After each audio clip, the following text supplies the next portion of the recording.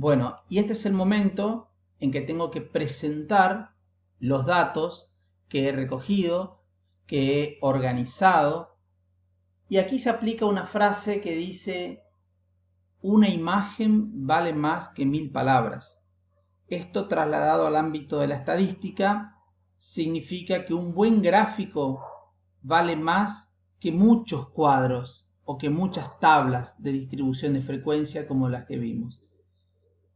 Y justamente por eso es que no todos los datos se presentan de la misma forma, o dicho en forma inversa, un gráfico no sirve para cualquier tipo de dato.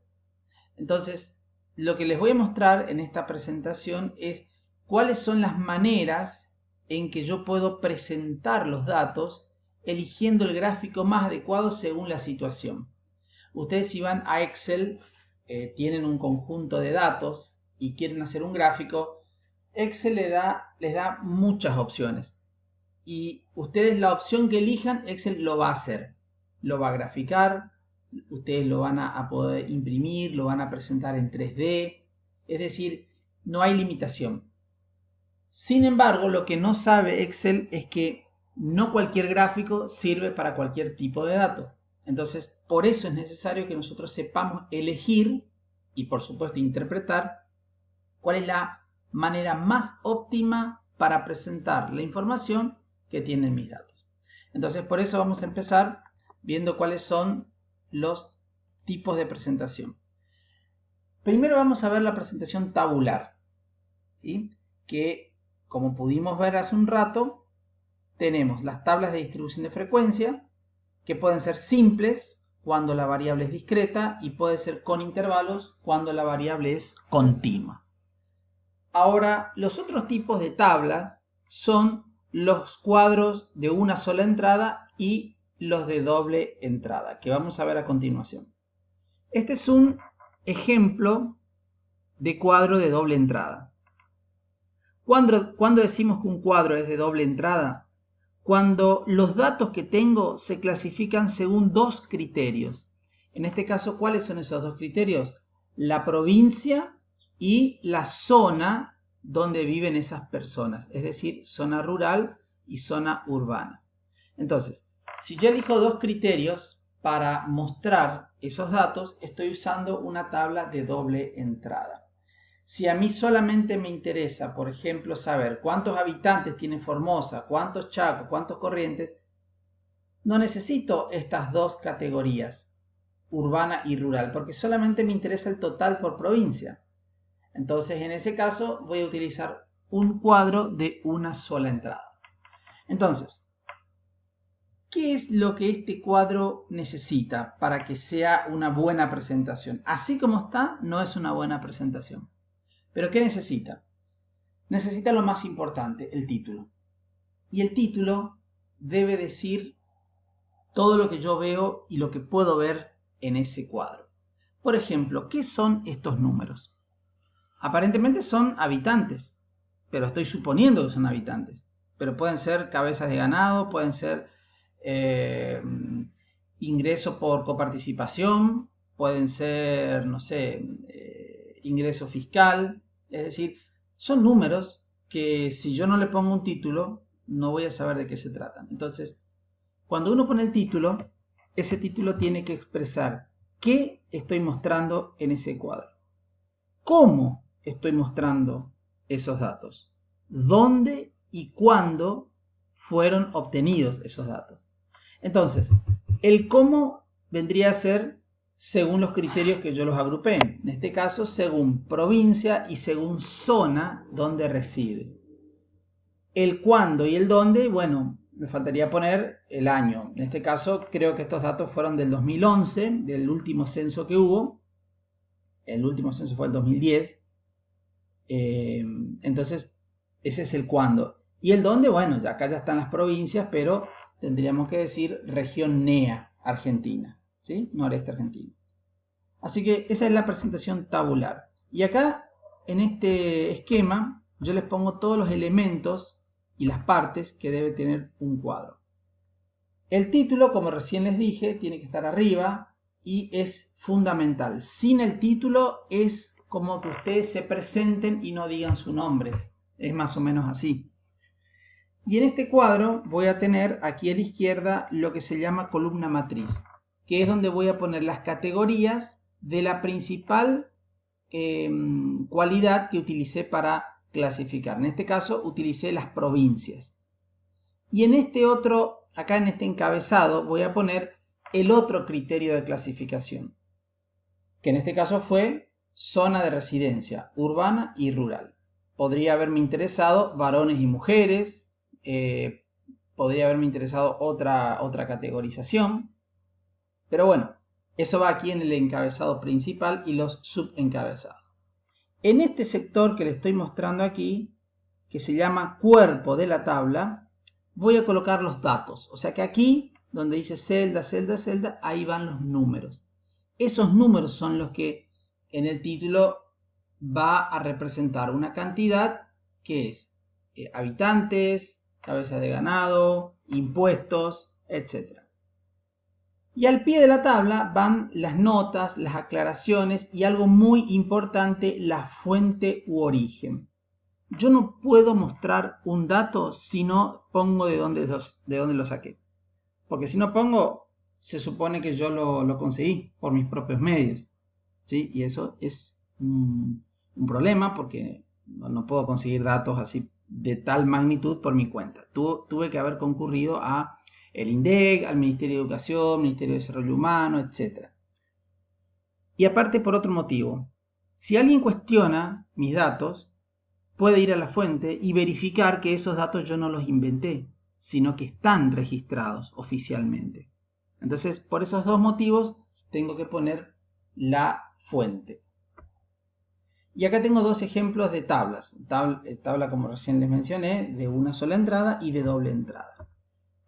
Y un ejemplo muy clásico de tabla de doble entrada es esta que se utiliza para estudios de cohorte y también de casos y controles. No voy a hacer ningún análisis, pero simplemente les muestro cuál es la aplicación de una tabla de doble entrada. En este caso, mi interés está en ver si el bajo peso al nacer tiene o no relación, bajo peso al nacer de un niño, tiene o no relación con el grado de instrucción de la madre. Y por eso ponemos acá la cantidad de niños con bajo peso de hijos de madres alfabetas y la cantidad de niños con bajo peso hijos de madres analfabetas. Entonces yo con este cuadro podría sacar algunas conclusiones, pero eso ya no es objeto de esta parte de nuestra materia. Bueno, siempre que hacemos un cuadro debemos acompañar de una buena presentación gráfica y acá es donde viene el saber elegir el mejor gráfico para cada situación. Los gráficos pueden ser de distintos tipos. Acá yo les menciono algunos, barras, sectores, líneas. Cada uno se va a utilizar según la situación. Vamos al primero. Gráfico de barras simples. Yo ahí les dejo la utilidad. ¿Para qué sirve un gráfico de tabla simple? Perdón, ¿para qué sirve un gráfico de barras simple? Y acá tienen un ejemplo. En este ejemplo yo puedo ver la población en la región NEA según provincia en el año 2010. ¿Sí? Como pueden ver, inmediatamente yo puedo saber acá cuál es la provincia que más habitantes tiene. Misiones. Ni siquiera me tuve que gastar en mirar la cantidad de habitantes. Simplemente al ver una barra más alta que el resto, inmediatamente eso significa mayor cantidad de habitantes. Esa rapidez que tiene el gráfico es lo que nosotros debemos aprovechar. Cosa que una tabla con números no nos va a decir.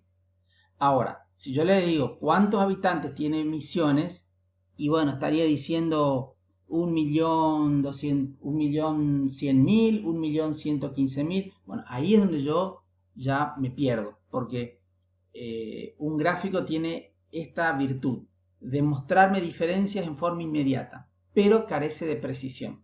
Si yo tengo que precisar datos aquí, no lo voy a hacer, voy a tener que recurrir a un cuadro. ¿Cuántos habitantes tiene Formosa? Y no sé, más o menos 500.000 según este gráfico. ¿Está?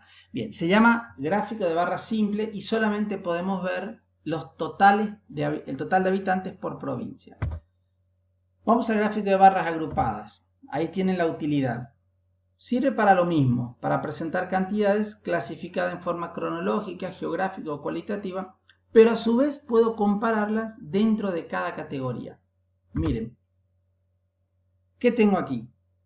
Tengo población nuevamente de estas 4 provincias, pero ahora dentro de cada provincia puedo comparar la población rural y la población urbana.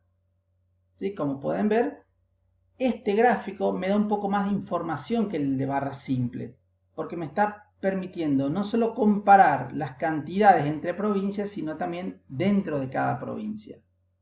Población urbana, población rural.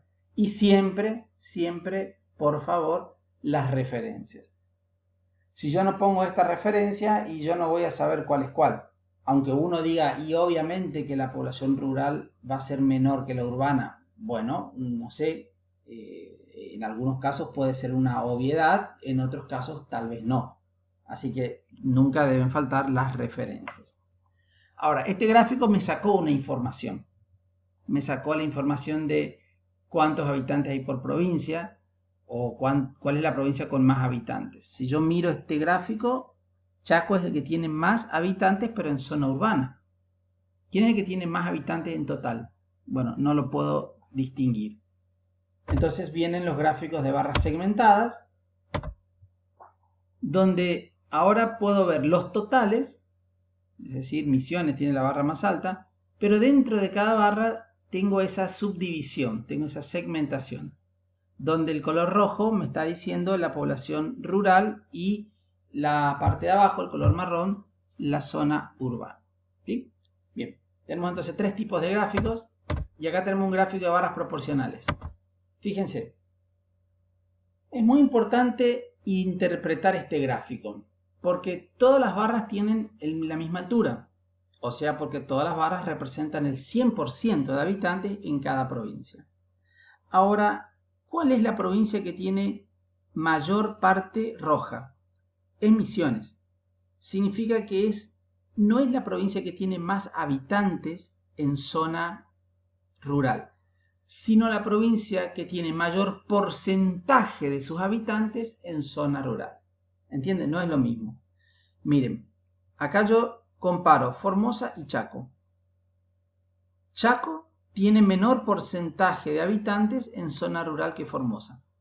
Chaco tiene menor porcentaje de habitantes en zona rural comparado con Formosa. Sin embargo, vuelvo para atrás, miren los habitantes de Chaco en zona rural, es una cantidad superior a la de Formosa. Entonces, ¿quién tiene más habitantes en zona rural entre Chaco y Formosa? Y Chaco. Chaco tiene mayor cantidad. Pero en porcentaje comparado con su total, fíjense, ese porcentaje es menor que comparado con Formosa. Es como hablar de comparaciones como la cantidad de casos positivos de coronavirus en Argentina y la cantidad de casos positivos de coronavirus en Brasil. Siempre va a tener mayor cantidad Brasil. ¿Pero por qué? Porque tiene más habitantes. ¿Se entiende? Entonces habría que sacar una tasa o un porcentaje para recién ahí hacer comparaciones. Bueno, esta es justamente esa operación. Este es un porcentaje. Los famosos gráficos de torta o sectores circulares sirve para presentar un total pero en porcentaje. Este gráfico nunca lo utilicen cuando hay series temporales. ¿Sí? Si yo quiero ver la cantidad de, bueno, siguiendo con los datos del coronavirus, cantidad de casos registrados por día, van a ver que corresponde a un gráfico de barras o un gráfico de líneas, pero este nunca. Esto yo podría utilizar para ver qué porcentaje de los muertos son varones, qué porcentaje son mujeres, o qué porcentaje son trabajadores de la salud, qué porcentaje son otros empleados, qué porcentaje son de Capital Federal, qué porcentaje son de Provincia de Buenos Aires y qué porcentaje son del resto de la Argentina. Entonces, tengan cuidado cuando elijan este gráfico que no sirve para cualquier tipo de dato. ¿Sí? Bueno, antes de pasar al otro gráfico, vamos a hacer una pausa aquí, cosa de empezar y terminar en el último video.